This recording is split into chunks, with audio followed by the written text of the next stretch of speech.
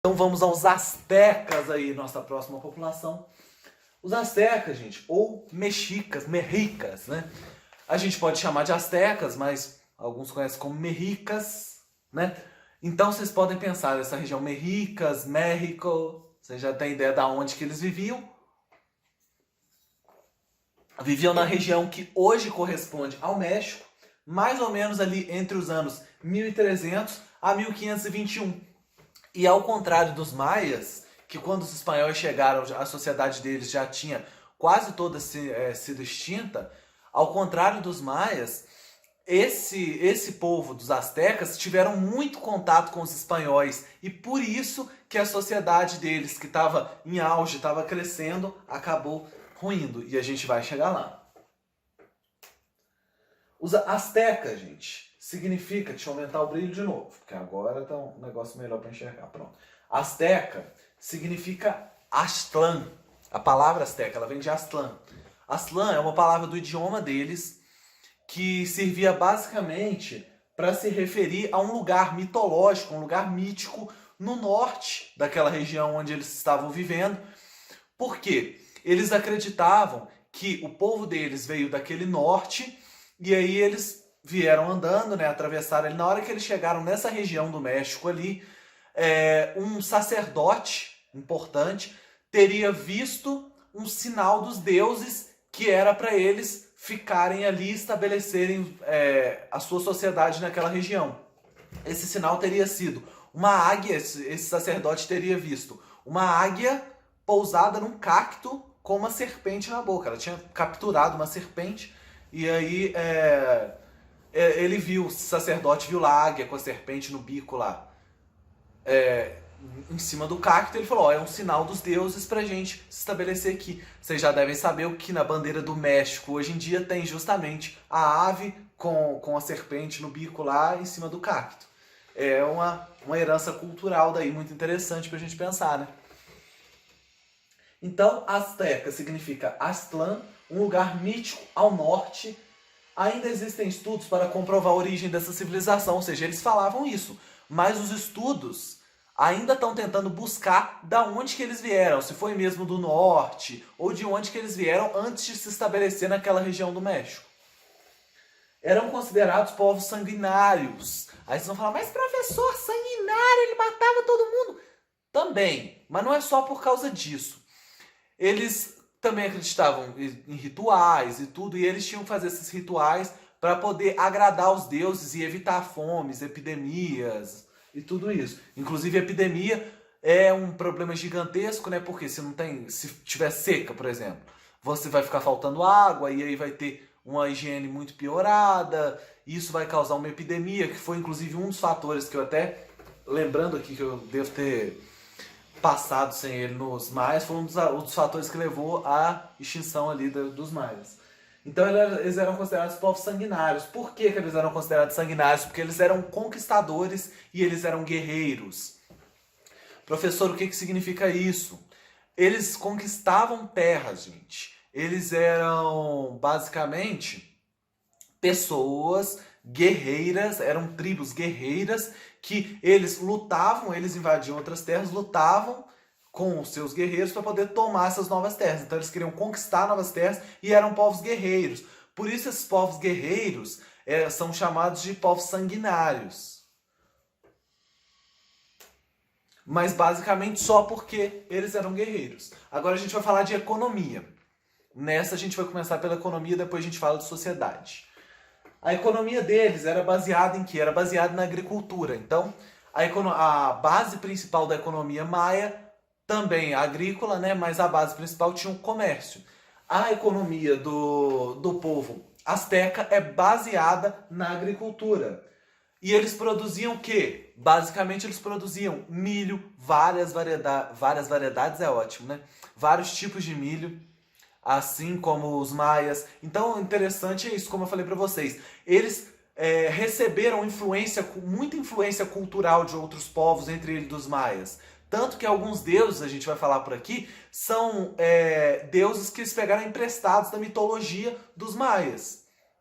Então esse povo asteca sofreu influência dos maias. Então eles também cultivavam, né, tinha sua economia pautada na agricultura e cultivavam aí principalmente milho, feijão, batata e tabaco. Como eu já falei, muitas variedades de milho, quase que eu falei várias variedades de novo. Batata, principalmente batata doce. A gente tinha também, né, o feijão, que eles cultivavam também. E, inclusive, não é a mesma coisa que você falar pro seu coleguinha, isso é feijão. Não, é feijão mesmo, é o grão. É só uma piada ruim, só pra tentar descontrair, pra ver se vocês voltam pra aula. Porque sempre que alguém se dispersa, você tem que fazer uma piada ruim pra pessoa voltar. Então, o tabaco, gente. Vocês vão falar, mas professor, tabaco não é aquilo que é usado pro fumo? Sim, é o que é usado pro fumo. Só que eles não utilizavam pro fumo, gente. O tabaco para eles era usado em rituais, principalmente com princípios medicinais. Então, se a pessoa tivesse com uma febre alta, com uma... Valeu, moto. Com uma grande dor de cabeça e tal, ela poderia utilizar dessa folha do tabaco como no ritual deles medicinal, para poder tentar curar ali algumas doenças. Então era mais para isso que era utilizado o tabaco. Ele tinha um fim principalmente medicinal, como já falei. O que é interessante? Os astecas, eles construíram a capital deles, a capital do Império Azteca é Tenochtitlan. E Tenochtitlan é construída basicamente em uma ilha. É uma ilha. Ela fica no meio de um lago, do Lago Texcoco. Então, essa ilha, ou Texcoco, do jeito que vocês preferirem, essa ilha fica no meio desse lago e aí vocês têm um problema. Pense bem, um povo desse que mexe com agricultura, se eles estão cercados de água, como que eles vão praticar essa agricultura? Como que eles vão plantar? Aí vem a questão. Eles criaram uma tecnologia em que eles faziam pequenas ilhas artificiais, como se fosse um barquinho, uma ilha artificial assim, e eles plantavam nessas ilhas e essas ilhas ficavam em cima da água, no rio, boiando ali como se fosse um barquinho. Essa tecnologia de plantar nessas ilhas que eles criavam, nessas ilhas artificiais, eram conhecidas como chinampas. Então, os nomes são difíceis, nada muito difícil de entender. Ah, professor, o que é uma chinampa? Basicamente uma chinampa são as ilhas artificiais que eles utilizavam para o plantio do seu milho, do seu tabaco, da sua agricultura. Obviamente que você plantar em ilhas artificiais dá muito mais trabalho e você consegue plantar muito menos do que se você plantasse, se você tivesse uma terra mesmo fértil para poder plantar. Só que a agricultura deles era principalmente de subsistência. O que significa? Era para a própria sobrevivência. Eles plantavam para eles se alimentarem. Professor, isso quer dizer que não tem comércio? Não, tem comércio sim. Não quer dizer que eles não vendiam. Se eles produzem menos, a gente pensa, né? Se eles produzem menos, então eles produzem para eles comerem, então eles não vendem. Não. Eles produzem menos, principalmente, mais para subsistência, é mais para a própria sobrevivência. Mas também, eles também fazem comércio. Então, eles erguiam ilhas artificiais, chamadas de chinampas, dentro do Lago Texcoco, para poder cultivar, para poder plantar ali o milho, o tabaco, o feijão, as coisas deles ali. A economia era baseada na agricultura. Deixa eu ver isso aqui. Opa! Eu fiz uma besteira aqui, eu tirei o print errado, mas não tem problema não. A economia era baseada na agricultura, na produção de milho, feijão e tabaco, que tinha como... Isso que eu já falei para vocês, que tinha como princípio utilização medicinal esse tabaco. A semente do cacau também, assim como na sociedade maia, na sociedade asteca, a semente do cacau também era utilizada como moeda de troca. Então, como eu falei para vocês, eles faziam comércio. O principal deles era a agricultura. A maior parte do que eles produziam era para quê? Subsistência. Mas eles também faziam comércio. E como que eles pagavam? Eles também utilizavam semente de cacau como moeda. Assim como os maias já fizeram há muito tempo, como diz na música. Os maias já disseram há muito tempo. Vamos lá. A escrita, né? Assim como os maias, os astecas também tinham uma escrita. Só que a escrita dos astecas, ela não é hieroglifo, como são dos egípcios e dos maias. Ela é uma escrita pictográfica e ideográfica. O que significa isso, basicamente? Vocês já ouviram falar de pixel, picture, imagem? Então, basicamente, uma escrita pictográfica é uma escrita feita por imagens, por espécie de desenhos, assim. E uma escrita ideográfica são símbolos que eles criam para representar algo abstrato. Mas, professor, tá difícil. Já vou explicar, galerinha. Ó, pensem bem. Enquanto eu tenho o hieróglifo lá no Egito e lá nos maias, que eram aqueles símbolos que pareciam com desenhos que representavam para eles as palavras, a escrita deles, aqui a gente tem a pictográfica e a ideográfica. Pictográfica é um desenho, uma imagem representa algo. Esse é o mais tranquilo, né? Picture é a imagem em inglês, pixel vem dessa. Então, e a ideográfica? Ideo, lembra o quê? Ideia. Lembra aquilo? Uma coisa mais abstrata. E gráfico significa grafia, símbolo. Então, pensem, por exemplo, a palavra amor. É complicado para você fazer ali na escrita, por exemplo, pictográfica, não é impossível, mas é mais complicado de você desenhar, sei lá, ciúme, vamos pôr mais difícil, ciúme na escrita pictográfica por imagem é um pouco mais difícil, não é? Então eles também tinham escrita, além pictográfica e ideográfica, ou seja, eles tinham um símbolo e esse símbolo representava um conceito abstrato. O que é o abstrato? Aquilo que a gente não pode ver, sentir, tocar. Vocês aprenderam isso lá no português, né? Com subjetivo. Com substantivo. Tá ruim o negócio aqui na mente. Tá? É muito povo, é muita coisa. A gente vai levando aqui, nós vamos lá. Nós vamos conseguir. Então, eles escolhiam um símbolo que queria representar uma palavra, um conceito abstrato. Então, por exemplo, violão. Violão é concreto. Eu consigo tocar, eu consigo ver, eu consigo sentir violão. Ciúme, não. Aí vocês vão falar, professor, mas ciúme eu sinto. Mas ciúme não é algo palpável. Ciúme não é uma coisa visível, entendeu? É algo só interno, é só um processo dentro do corpo. Vamos dizer, amor. Amor também é abstrato. Você não consegue tocar um amor, você não consegue pegar um amor na realidade assim. Então, são conceitos. Então, o que ele faz? Como que eu vou representar ciúme, que é abstrato? Eu vou criar um símbolo. Vamos pôr um círculo. Ele criava lá um círculo e esse círculo queria dizer amor. Então, é uma escrita ideográfica. Ou seja, um ideograma, um símbolo, quer dizer um conceito abstrato. Um conceito que não dá mais difícil de desenhar.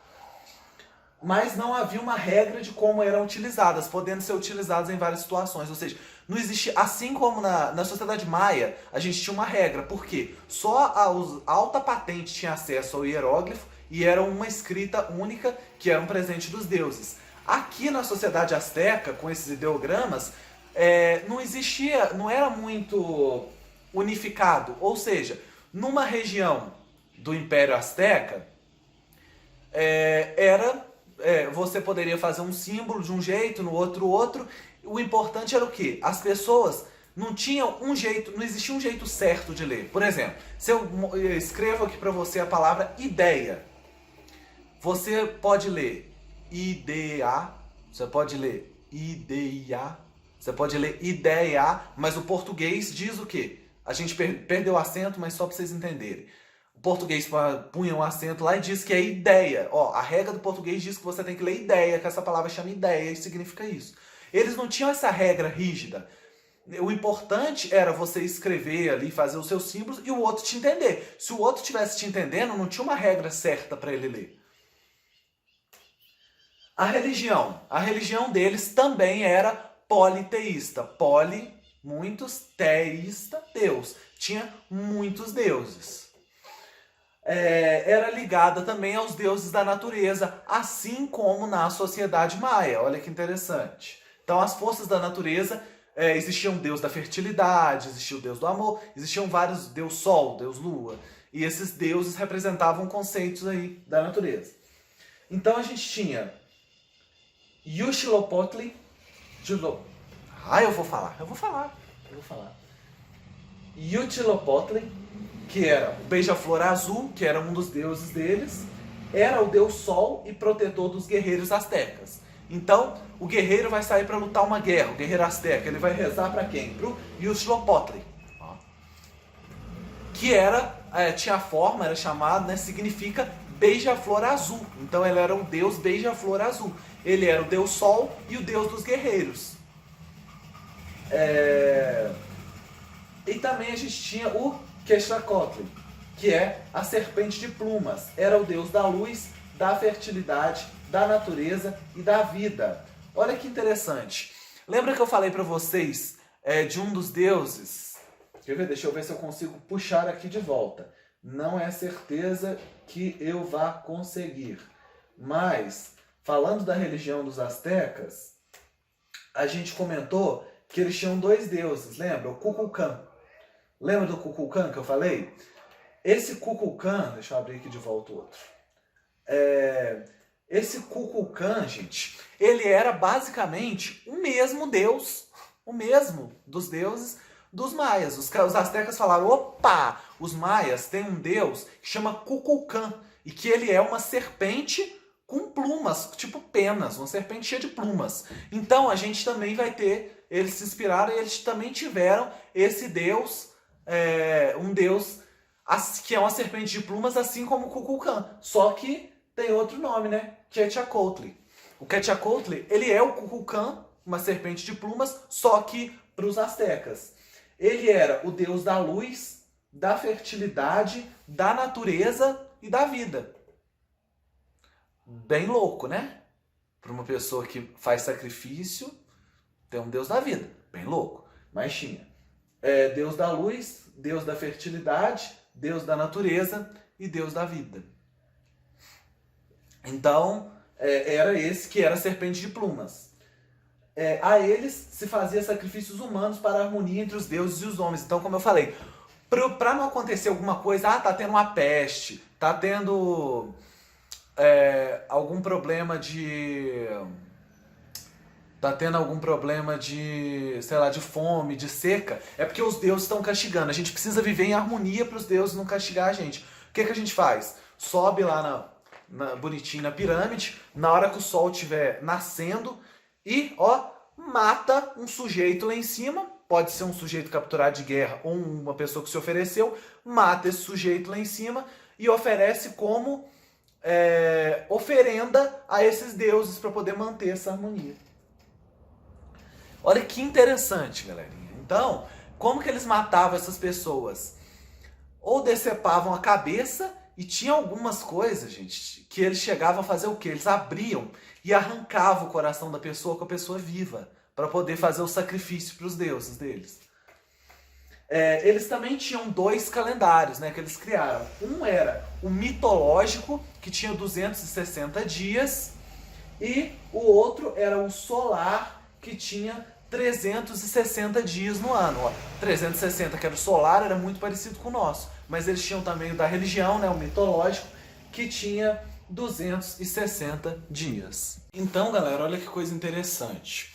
Se eles têm dois calendários, um mitológico ali de 260 dias, né, aproximadamente, e um solar de 360 dias, aí vai acontecer uma coisa interessante, um processo que a gente vai ter que cuidar de entender bem. Como que vocês já pararam para pensar como que os espanhóis chegaram aqui e conseguiram dominar esse povo todo? Eram muitos. Então, já vamos explicar isso. Não é igual que as caras de televisão, né? Depois do intervalo. Vamos explicar isso. Primeiro eu só vou falar sobre a sociedade, que talvez tenha ficado faltando. A sociedade asteca. Só para vocês saberem como que ela é organizada, né? Já falei da religião politeísta, já falei da economia, eu já falei muita coisa, só que também era uma sociedade hierarquizada, né? Vocês devem imaginar, se os maias eram, eles também eram. Ou seja, a gente tinha uma pirâmide, e a gente tinha quem manda mais, a gente tinha quem manda menos. Basicamente, existiam 4 grupos na pirâmide social deles, né? Que era o imperador, que é o que está mais em cima. A nobreza, um pouco mais embaixo. Aí um pouco mais embaixo, homens comuns e depois os escravos. Olha que coisa interessante. Por que a gente fala de Império Azteca, a gente não fala de Império Maia, a gente fala de civilização maia? Como eu já expliquei, gente, os maias, eles eram várias cidades-estado que tinham costumes em comum, mas eram várias cidades independentes. Sim. Os astecas não eram várias cidades-estado? Eram várias cidades-estado. Ah, professor, então qual que é a diferença? Basicamente, as 3 principais cidades dos astecas, elas resolvem formar uma aliança. Ou seja, elas resolvem, olha, chega o cara lá que, ó, eu mando na cidade-estado tal, eu mando na tal, eu mando na tal. Então, vamos fazer o seguinte, vamos fazer um acordo aqui, cooperar e vamos juntar aqui e fazer uma aliança entre as nossas cidades. Como eles fizeram uma aliança entre as cidades e conseguiram conquistar ali um bom pedaço de terra ali, eles formaram um império azteca. Já os maias, embora tivessem algumas colaborações ali, eles brigavam muito mais entre as cidades e eram várias cidades independentes, enquanto os astecas resolvem fazer essa aliança. Basicamente, vamos lá.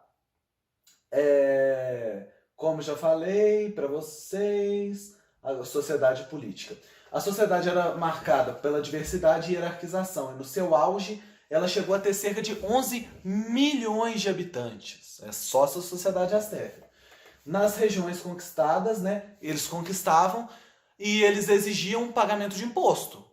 Falava assim, você vai pagar o imposto aqui na minha sociedade, porque eu, asteca, eu, sociedade asteca, conquistei o seu território, agora você vai pagar imposto para mim. Então era bem assim que funcionava. Esses impostos eram pagos por meio de alimento, por meio de joia, por meio de utensílio, ou até trabalho escravo. A sociedade asteca possuía um imperador, era o máximo, era o topo da pirâmide. E conhecido como Huey Tautão. Eu não vou arriscar. Tlatoani. Tá vendo? É muito bom essas matérias, que a gente erra tudo mesmo. E eu vou sem corte. Eu não vou ficar cortando vídeo, porque vocês já estão acostumados a ver eu errando em live. Enfim, errando nome, né, de coisa complicada, eu não vou ficar tentando falar isso. Então, possuía um imperador, ele era visto como a representação de Deus, como eu já falei para vocês, de um dos deuses, ele era visto como um deus, por isso era teocrático, assim como os maias. E abaixo dele estava a nobreza, grupo que possuía cargos de administração no império. Ou seja, existia o imperador, abaixo do imperador é a nobreza, que é a galera que trabalhava, como se fossem os servidores hoje em dia. A galera que trabalhava no serviço público ali, ajudando ali o imperador. Eles eram os nobres e eles estavam abaixo do imperador na pirâmide. E a outra parte da pirâmide, né, que era a maior parte da pirâmide, esmagadora, a maior parte da população, eram basicamente homens comuns. Esses homens comuns exerciam diversas funções, como comerciantes. Existia a possibilidade de mobilidade social para os homens comuns. Olha que interessante. Enquanto a sociedade maia era uma sociedade estamental, ou seja, você não tem mobilidade social, você não tem como sair de uma coisa e virar outra.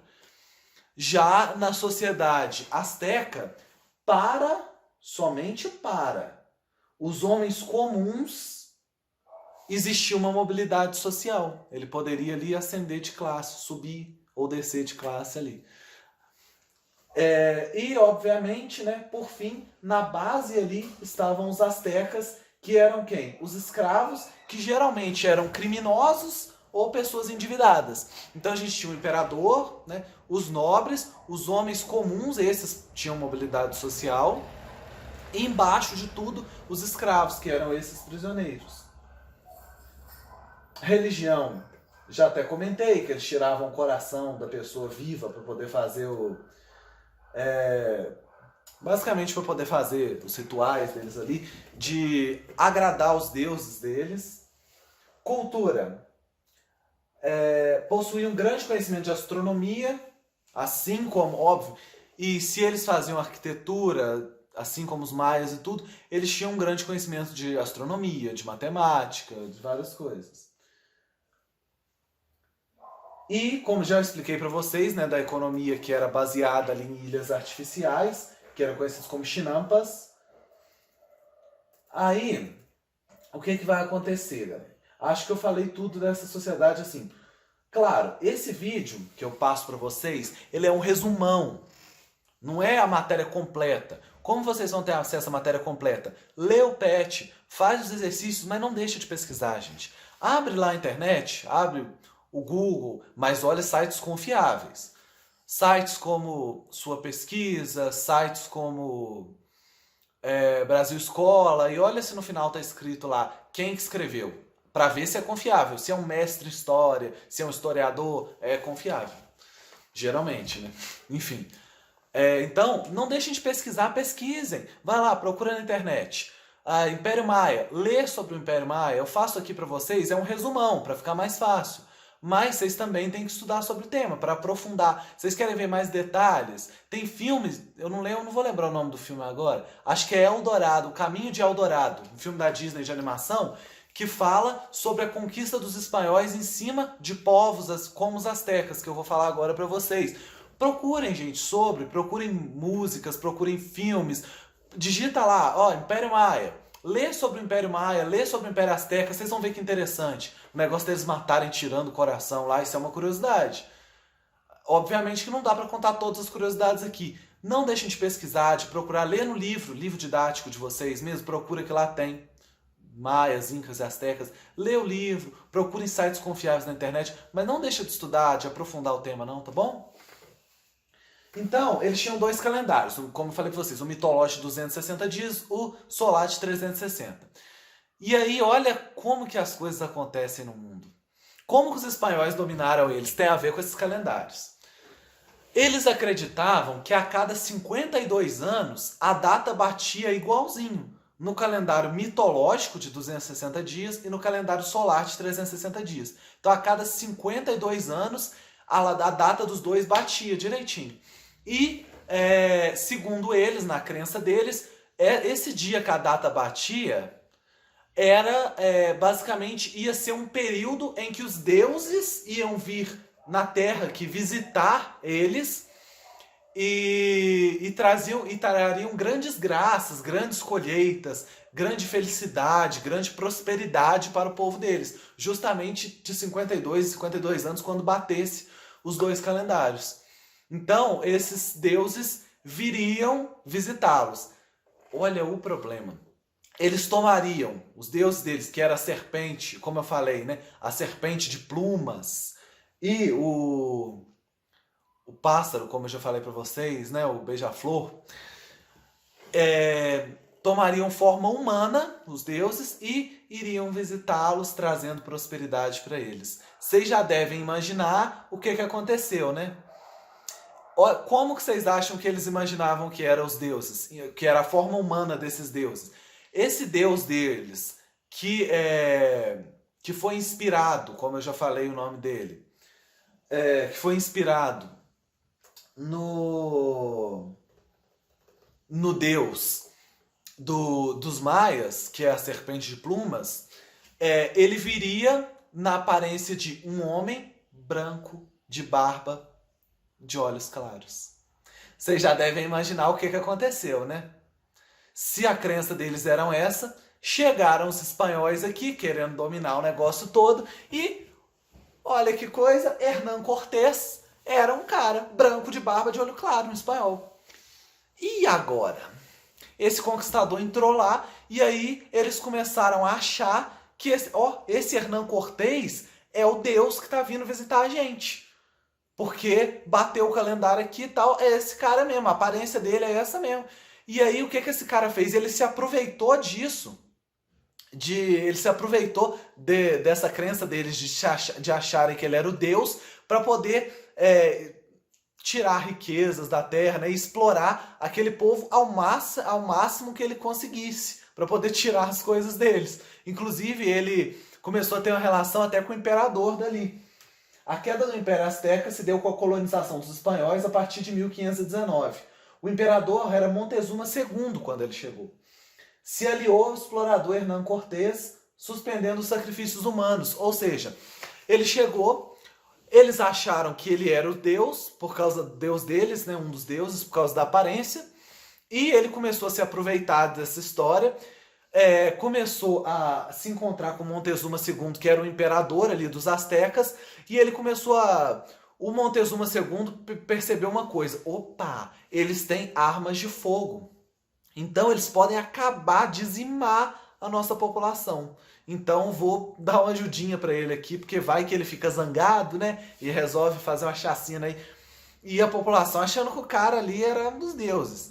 Aí, esse cara, com o poder que ele ganhou ali dentro, ele começou a cristianizar a sociedade asteca. Ele chegou pro cara e falou assim: ô Montezuma II, é o seguinte, cara. É verdade essas paradas aí de que vocês sacrificam os caras lá em cima, lá arrancando o coração com ele? Não, é verdade, é pros deuses e tal. Cara, isso não rola não, sabe como é? De onde eu venho, o único Deus é Jesus Cristo. E Jesus Cristo é a favor da vida. Jesus Cristo não apoia, sei lá, arrancar o coração de um cara vivo. Então você vai ter que parar com isso. Então ele convenceu o Montezuma a parar com esses sacrifícios humanos. E o Montezuma, por quê? Porque não era cristão, de acordo com a crença dele. Então o Montezuma aderiu isso, parou, proibiu, né, os sacrifícios humanos, suspendeu e ele cristianizou os templos. Ô Montezuma, é o seguinte, aqui esse negócio ali é o quê? Ah, negócio dos deuses, cara, dos nossos deuses, tá? Véi, você não quer tirar não? Bota uma cruz ali, velho. Não, mas é que... Sabe como é que é, né? Da nossa sociedade. Não, velho, tá feio. Não, faz isso não. Sabe como é que é, né? A visão dos europeus era a visão dos europeus. Era uma visão cristianizada, diferente. Cara, você vai tirar aquilo ali dali. E aí o Montezuma ia lá e fazia o quê? Ele começou a cristianizar os templos dos astecas. O Hernán Cortés, ao dominar esses povos ali e se unir, né?